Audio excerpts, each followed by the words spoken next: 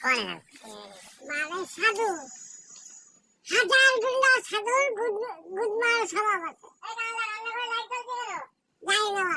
খাইনি যাইনি আমি খাইনি আমি রান্না করার দরকার করে দিয়ে চলে আসি বা কে কি তোমার মারার না মারার আমার দেখার দরকার নেই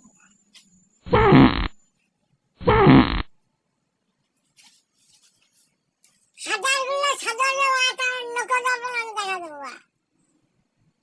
আমি আমার বসে না চিনিস আমারে আমি এই যে একদিন বলা খাও মামা তুমি 14 3 হাত বাকি রেখে উঠে গেছো ঠিক আছে ওখান থেকে তুমি আসার খাবা তেল খাই বলি না তেল না খাই তেল খাই আমি যা বলি